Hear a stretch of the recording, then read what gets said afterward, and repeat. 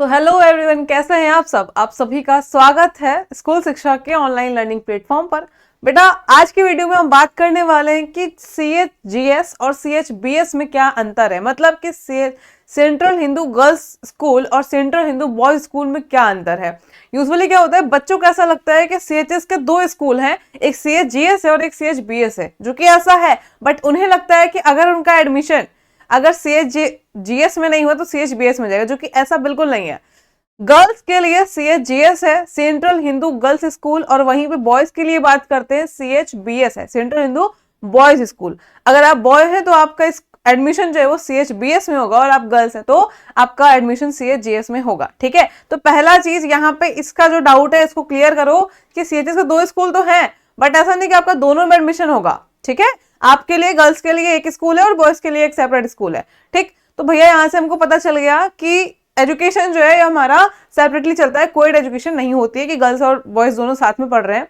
ठीक है, अब CHS जो है वो एंट्रेंस कराता है 9th और 11th के फॉर्म में। ठीक है, 9th और 11th क्लास में 6 में भी होता है, बट वहां पे लॉटरी से होता है। ठीक है, तो जैसे कि हम लोग बहुत टाइम से, पिछले 2-3 सालों से CHS की और JNV की और सैनिक स्कूल की तैयारी कराते आ रहे हैं। तो आज इसी टॉपिक पे हम बात करने वाले कि CHGS और CHBS में अंतर क्या है।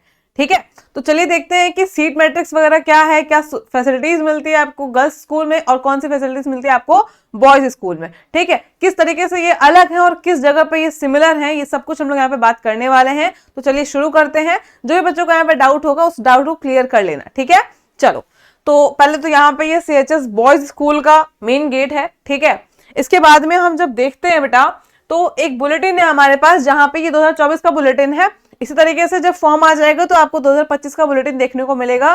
फॉर्म का आपका आने का समय जो है फरवरी को रहता है। ठीक है, अगर आप चैनल पे नए हो तो आप चैनल को सब्सक्राइब कर लो। हम लोग CHS JNV और सैनिक स्कूल से रिलेटेड आपको बहुत सारी इंफॉर्मेशन जो होती है वो देते हैं। तो अगर आप नए होगे तो उसको सब्सक्राइब कर लेना चैनल को, और साथ में इस वीडियो को और भी लोगों तक शेयर करना जिसको नहीं पता है कि CHSBS और CHSGS में अंतर क्या है।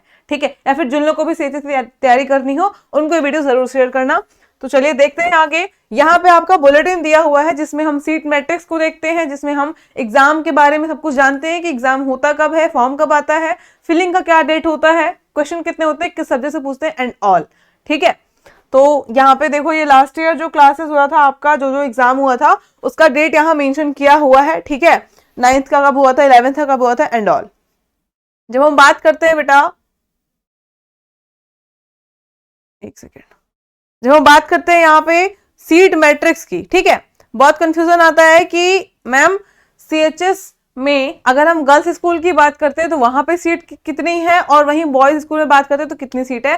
तो सीट का जो है वो थोड़ा बहुत आपका वेरिएशन होता है। सीट हमेशा हर साल थोड़ी ना थोड़ी आपकी बढ़ती है। ठीक है, तो ये यहाँ पे जो सीट दी होगी वो 2024 के हिसाब से दी होगी। 25 में सीट आपकी थोड़ी सी बढ़ के आएगी, या फिर इसके जो नंबर ऑफ सीट्स हैं इसमें थोड़ा बहुत वेरिएशन होगा। ठीक है, तो इसी को आपको सही नहीं मानना है, इसमें चेंजेस होंगे। चलिए देखते हैं। यहाँ पे आपका आया हुआ है अबाउट द स्कूल। तो स्कूल के बारे में देखेंगे। Having their roots in the Central Hindu College established by doctor Annie Besant. Doctor Annie Besant ने स्कूल को एस्टेब्लिश किया था। ठीक है,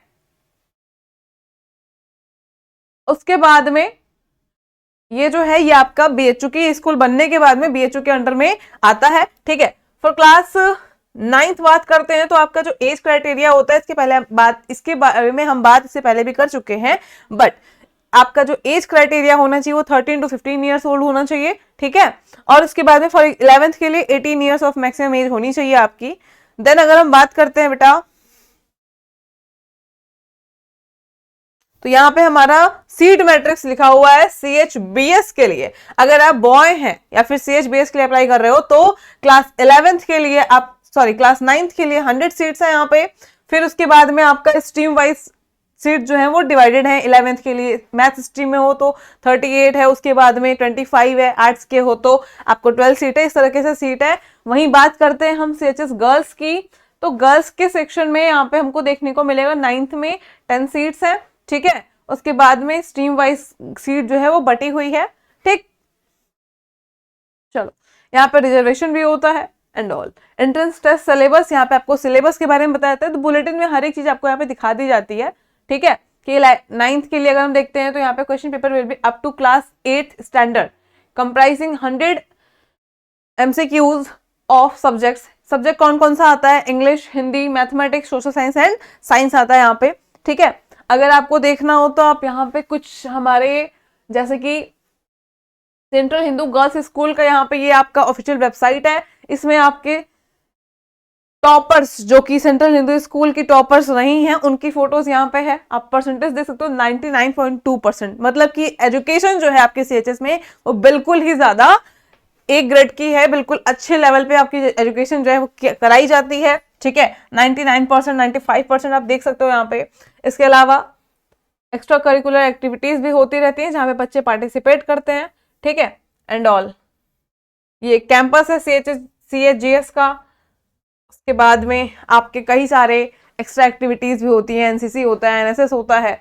ठीक है, आप उन चीजों में भी आप पार्टिसिपेट कर सकते हो। एजुकेशन के साथ में कई सारी चीजें होती हैं यहाँ पे।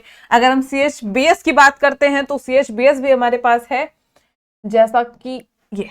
ठीक है, ये वहां का कैंपस है। उसके बाद में बिल्डिंग्स, कैंपस, सब कुछ। ठीक है, ऑफिशियल वेबसाइट है। अभी इसका काम नहीं होगा, जब आप एडमिशन ले लोगे तो फिर आपको यहाँ पे देखने को मिलेगा। ठीक है, आप इस तरीके से CHGS की बिल्डिंग्स को भी देख सकते हो।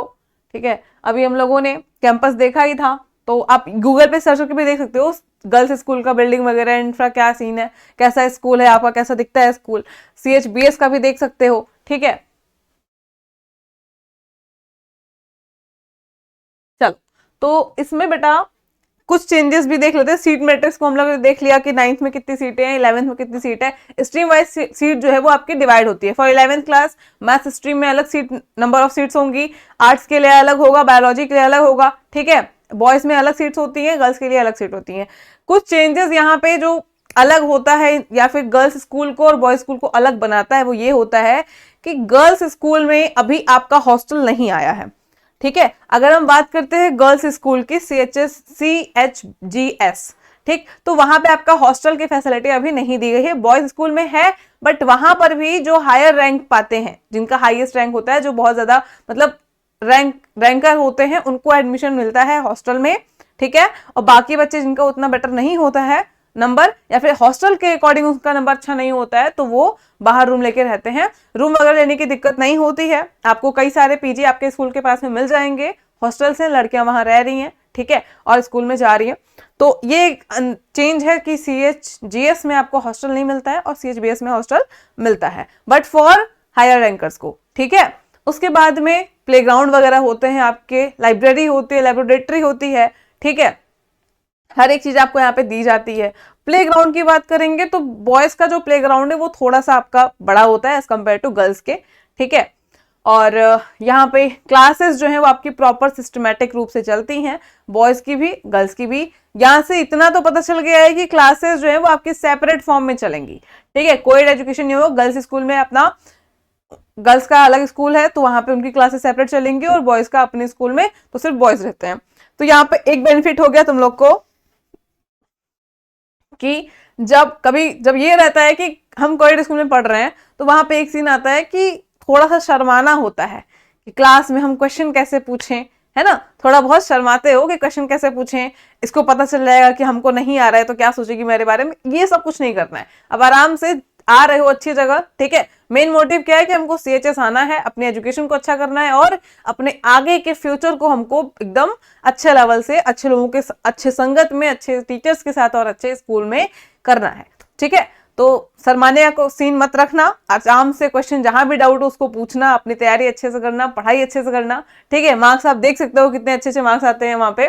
ठीक, तो आप भी जिस ड्रीम को लेके आगे बढ़ रहे हो उसके लिए खूब अच्छे से पढ़ो, और ऑब्वियसली आप पढ़ रहे हो। ठीक, अच्छे से पढ़ो। ये कुछ स्ट्रक्चर था, कुछ इंफॉर्मेशन थी जो आपको जाननी चाहिए थी, तो मैंने आपको बताई। और वहीं पे थोड़ी बहुत हॉस्टल का ये सीन है, तो हॉस्टल का रहने का दिक्कत नहीं है फॉर पेरेंट्स भी, कि बहुत सारे लोग रह रहे हैं, इससे पहले से बच्चियां यहाँ पे आके पढ़ रही हैं, रह रही हैं, तो रहने का कोई दिक्कत नहीं है। ठीक है, बॉयज हॉस्टल में जहां की बात हुई कि अगर हम हॉस्टल में रहते हैं तो क्या हमें लिबर्टी मिलेगी, क्या हम बाहर जा सकते हैं, तो नहीं, पूछ के जाना होता है। ठीक है, यहाँ पे ये थोड़ा सा सुविधा वाली बात होती है लड़कियों के लिए कह सकते हैं कि अगर वो हॉस्टल में नहीं रह रही हैं, बाहर रह रही हैं, तो उतना दिक्कत नहीं होता है। बट लड़कों के लिए थोड़ा सा ये लिबर्टी की बात होती है, और ये अच्छी भी है, ठीक है, वरना फिर नए नए जगह पे आओगे और घूमोगे, तो ये अच्छी चीज भी है। आप थोड़े छोटे क्लास में होते हो, जब 9th वगैरह में होते हो, 10th में होते हो, तो आपको टीचर से पूछ करके फिर जाना होता है, ठीक है। अब बाहर जा सकते हो, अदरवाइज नहीं अलाउ होता है। परमिशन लेके फिर आप बाहर निकल सकते हो कैंपस के, और वहीं पे जो या फिर 11th वगैरह में अपना खेलते वेलते हो ही जाता है। खैर ये सब अंदर की बात है, बट ये चेंजेस हैं और कुछ सिमिलरिटीज भी हैं। तो अच्छे से पढ़ाई करिए और अपने ड्रीम स्कूल में आने के में लग जाइए, ठीक है। तो आज के लिए बेटा इतना ही, तब तक के लिए स्वस्थ रहो, मस्त रहो, मिलते हैं नेक्स्ट क्लास में नेक्स्ट टॉपिक के साथ।